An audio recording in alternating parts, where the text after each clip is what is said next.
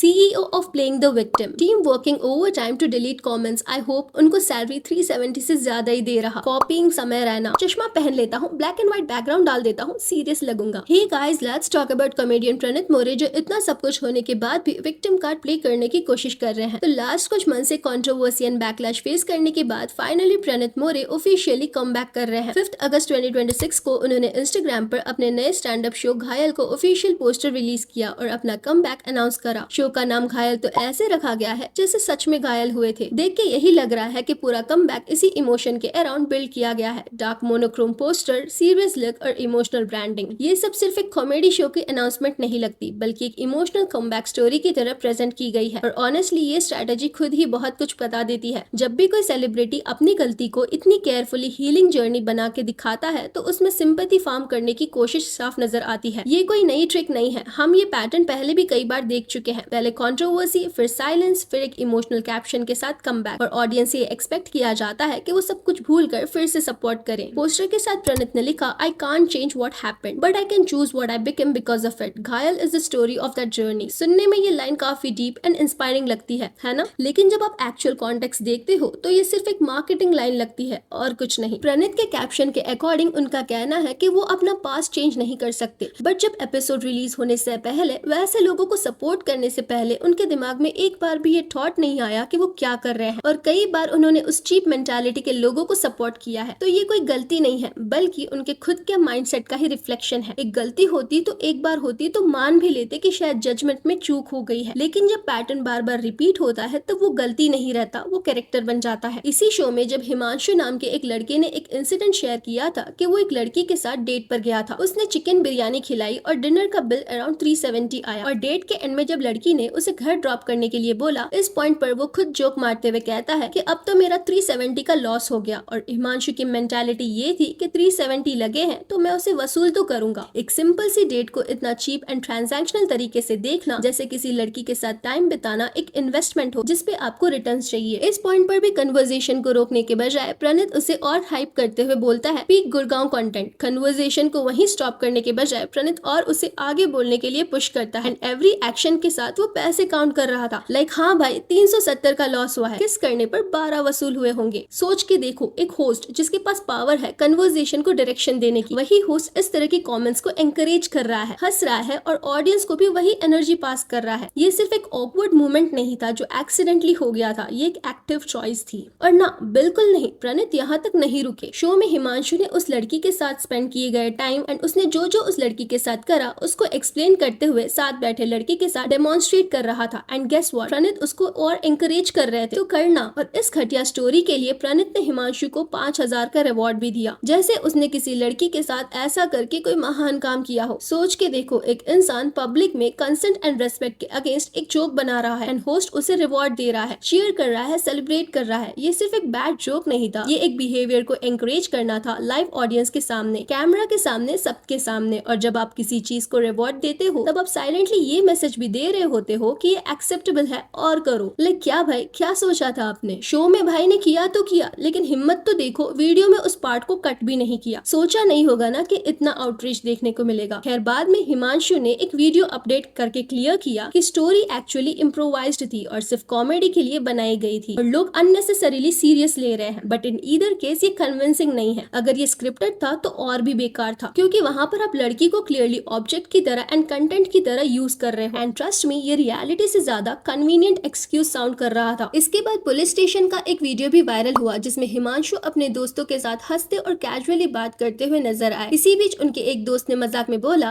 और 370 बिरयानी वाले भाई, जब इतना सीरियस मैटर चल रहा हो तब इस तरह कैजुअली मजाक करना और हंसते हुए दिखना बिल्कुल भी ठीक नहीं लग रहा. जब इतना सीरियस मैटर चल रहा हो तब इस तरह कैजुअली मजाक करना और हंसते हुए दिखना बिल्कुल भी ठीक नहीं लगा. ऐसा लग रहा था कि इन सब से वो खुश है. गिल्ट का तो नामो निशान ही नहीं था. अगर सच में रियलाइजेशन होता एंड गिल्ट होता तो पुलिस स्टेशन के बाहर भी खड़े होकर जोक्स क्रैक करने का मन नहीं करता. लेकिन यहाँ तो सिनेरियो बिल्कुल उल्टा था. इवन एक और लड़की भी वायरल हुई जो कि लेडी डॉक्टर थी. क्लिप में lady doctor and influencer Sejal Pawar थी, जिनके इंस्टाग्राम पर लाखों फॉलोअर्स हैं. वीडियो में सेजल अपने MBBS डेज के एक्सपीरियंस शेयर कर रही होती है और डेड बॉडीज के प्राइवेट पार्ट्स को लेकर जो जोक्स किए जाते हैं, उनके साइज को लेकर जो मजाक होता है उसके बारे में बता रही थी. एक पॉइंट पर सेजल बताती है कि मेडिकल स्टूडेंट्स रिप्रोडक्टिव ऑर्गन्स को को भी स्टडी करते हैं और उस टॉपिक को लेकर जोक्स भी कंटिन्यू होते हैं। इस पर उन्होंने एक इंसिडेंट भी शेयर किया था कि कैसे वो एंड उनकी फ्रेंड एक अंकल के प्राइवेट पार्ट को लेकर जोक कर रही थी। ये सुन के लगता है कि इस शो का पूरा टोन इस डायरेक्शन में सेट किया गया था, जितना ज्यादा अनकंफर्टेबल एंड क्रूड उतना ज्यादा कंटेंट। तब होस्ट की पोजीशन में बैठे हुए इंसान की रिस्पॉन्सिबिलिटी होती है कि उस टोन को कंट्रोल करे, ना कि उसमें और फ्यूल डाले। लेकिन कहते हैं ना, birds of same feathers flocks together. फिर होना क्या था, ये मैडम भी वायरल हो गई और इतनी बुरी वायरल हुई कि इनके कॉलेज ने इन्हें सस्पेंड कर दिया और फिर इनका भी हिमांशु की तरह अपॉलॉजी वीडियो आया। मान तो नहीं सकते, लेकिन चलो मान लेते हैं कि इन सब के टाइम प्रणीत को ध्यान नहीं था कि ये सब क्या हो रहा है। लेकिन इसके बाद प्रणीत ने खुद भी कई सारे ऐसे स्टेटमेंट्स दिए हैं जहां उसने शी इज जस्ट 10 वाले ट्रेंड पर भी जोक्स किए हैं। जोक का पंच लाइन एक सेक्सुअल एक्ट को लेकर था। तो क्या उस टाइम भी उन्हें मालूम नहीं था कि वो क्या बोल रहे हैं? वो कोई छोटा बच्चा नहीं है कि उसे कुछ भी मालूम ना हो। वो एक ग्रोन अडल्ट है, एक एस्टैब्लिश्ड कॉमेडियन है जिसको पता है कि उसके वर्ड्स का क्या इम्पैक्ट होता है एंड उसके पास प्लेटफॉर्म भी है जहां लाखों लोग उसे फॉलो करते हैं। और इन सब के बाद वो क्या करता है, एक अपॉलॉजी वीडियो अपलोड करता है। वीडियो में उसने कहा कि अगर लोग चाहे तो उसे एक और चांस दे सकते हैं। उसने प्रॉमिस किया कि फ्यूचर में वो अपने कंटेंट एंड रिस्पॉन्सिबिलिटी को हैंडल करने की कोशिश करेंगे और अपने मिस्टेक से सीखेंगे। सुनने में ये सब बहुत कन्विंसिंग लगता है। पॉलिश्ड वर्ड्स, सही टोन, हम्बल एक्सप्रेशंस। प्रणीत के अकॉर्डिंग जो हेट एंड क्रिटिसिज्म उन्हें मिल रहा है वो उसे अनफेयर नहीं लगता। लेकिन क्राउड वर्क के दौरान जब डेरोगेटरी लैंग्वेज यूज हो रही थी और प्रॉब्लमैटिक जोक्स किए जा रहे थे, तब उसने उन्हें रोकने की कोशिश नहीं की। उल्टा वो ऑडियंस के साथ हंस रहा था, जिस वजह से लोगों को ये लगा कि वो उस बिहेवियर को इनडायरेक्टली एनकरेज या सपोर्ट कर रहा है। और जब होस्ट खुद ही ऑडियंस के साथ हंसता है तब वो सिर्फ एक बाय स्टैंडर्ड नहीं रहता, वो उस मोमेंट का एक्टिव पार्टिसिपेंट बन जाता है। वीडियो में प्रणीत ने ये भी एक्सेप्ट किया कि उसके पास उस वक्त सिचुएशन को हैंडल करने के कई ऑप्शंस थे। वो चाहता तो उस कन्वर्सेशन को वहीं रोक सकता था। वो क्लियरली बोल सकता था कि ये लाइन क्रॉस हो रही है और इस तरह की जोक्स एक्सेप्टेबल नहीं है, लेकिन उसने ऐसा कुछ नहीं किया और इसी बात को उसने अपनी सबसे बड़ी मिस्टेक बताया। लेकिन सवाल ये है कि जब ये ऑप्शंस उन्हें पहले से पता थे तब उन्हें यूज क्यों नहीं किया गया? ये अपॉलॉजी सिर्फ एक शो ऑफ था, क्योंकि लास्ट ईयर जब अपूर्वा ने सिर्फ खुद के लिए स्टैंड लिया था तब उनके ऊपर कई सारे केसेस हो चुके थे और लेटेंट के उस एपिसोड के रिलीज होने के बाद से ही और भी कई कॉमेडियंस अपने जोक्स एंड ऑडियंस को लेकर काफी सीरियस हो चुके थे। इन दैट केस जब ये वीडियो प्रणीत के पेज पर अपलोड हुआ तब उसे आइडिया होगा ही कि ये वायरल होगा एंड इवेंचुअली हेट भी मिलेगा। सब कुछ पता होने के बाद सब कुछ करना एंड फेक जस्टिफिकेशन देना, खुद को विक्टिम शो करना कैलकुलेटेड मूव है, ना कि एक इंसिडेंट। जब वो सब उसकी आंखों के सामने हो रहा था, जब ऐसे कमेंट्स किए जा रहे थे, जब वुमेन और विक्टिम को लेकर इनसेंसिटिव जोक्स चल रहे थे और वो खुद भी इन सब में पार्टिसिपेट कर रहा था, तब उसे प्रॉब्लम नहीं हुई। और जब उसकी मेंटालिटी सामने आ गई तब उसे प्रॉब्लम हो रही है। उस वक्त उसे रोको ख्याल नहीं आया, लेकिन अब सडनली याद आ गया कि रोकना चाहिए था। ये टाइमिंग ही सब कुछ बता देती है। ये गिल्ट नहीं है, ये सिर्फ एक इमेज कंट्रोल है। एक इंसान जो सच में गलती रियलाइज करता है उसका रिमोर्स कॉन्सिक्वेंस आने से पहले आता है, ना कि जब कैरियर एंड ब्रांड डील्स रुकने के बाद आता है। इससे पहले भी प्रणीत अपने कुछ स्टैंड अप सेट्स की वजह से कंट्रोवर्सीज में आ चुके हैं। पेडोफिलिया जैसे सेंसिटिव टॉपिक्स पर भी उन्होंने कई बार जोक्स किए हैं। उस वक्त उन्हें इतना बैकलैश या पब्लिक क्रिटिसिज्म फेस नहीं करना पड़ा और अब वो अकेला ही विक्टिम कार्ड खेल रहा है कि मैं ही विक्टिम था। ऑडियंस तो